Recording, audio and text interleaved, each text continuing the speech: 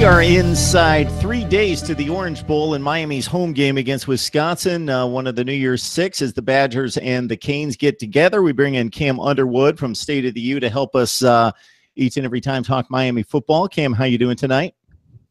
Good. So, just enjoying my holiday season. So happy holidays, to everybody. And our Miami Hurricanes holiday is coming up on Saturday with the Orange Bowl. So I'm excited. I am too. I enjoy those games, especially at the top of the conferences. And we had a couple teams that made conference championship games in Wisconsin and Miami.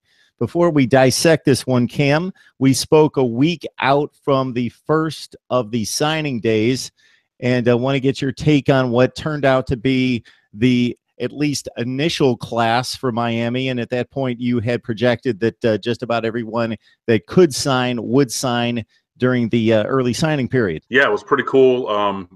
It was hectic timing, being that it was December 20th to 22nd of the early signing period. So, winding down your work time before the holiday season and, traveling. Well, I didn't travel. My mother came down here. So, things like that. But there was a lot going on. So it was a hectic time. And if the early signing period stays there, it's going to be challenging for a lot of people for a lot of reasons. But regardless of the challenging timing, Miami made out like bandits, honestly. 19 of the 20 committed players signed early. 18 of them signed on the first day of the early signing period. And the last one of those 19 who signed, his ceremony was on that Thursday, so the second day of the early signing period. So that's everybody in this class who's committed other than Nesta Silvera at this time, who is signed, which is pretty cool. That's really good. So, Miami is heavy on skill position players on offense and defense in this class.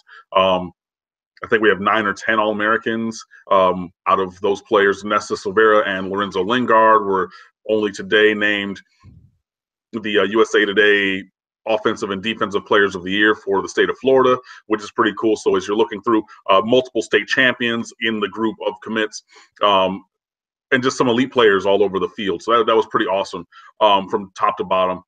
Nesta Silvera is a defensive tackle. He's the only one who did not sign, but all the reports are that he's going to sign in February, but he wants to be part of the recruiting process for a couple of his teammates from American Heritage who are going to be visiting in the January window. And if he were already signed, he could not accompany them on those official visit weekends.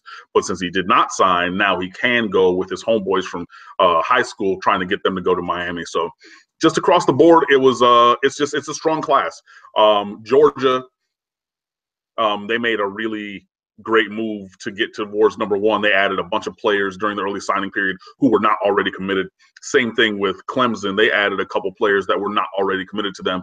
A couple that we thought were already going to go there. One person, a 5-star offensive tackle out of the state of Ohio, Jackson Carman. Some say he's the number one offensive tackle in America for this recruiting cycle. He was a late surprise for Clemson. So and I say those things to say that Miami, while being ranked 3rd or 4th going into this early signing period, ranks 5th or 6th, depending on the site or the ranking group that you're looking at. But that's still elite, especially for Miami, which has been good at recruiting, but not great in the recent past. And also, Mark Richt has said there's expecting between 24 and 27 kids in this class. So if you count Nesta Silvera as going to sign, that would take us to 20, which means there's 7 more additional spots available in this class. Now, depending on how you finish with those, there's room for elevation in the recruiting ranking. But, being around that top 4, 5, 6 group, regardless of the ranking, I'm going to take the group that Miami has signed. And I can run down that if you want. But, there's some nice players in this class. They're already signed. A bunch of them, I think 10 or 11, are going to enroll early. So they're going to hit the ground running.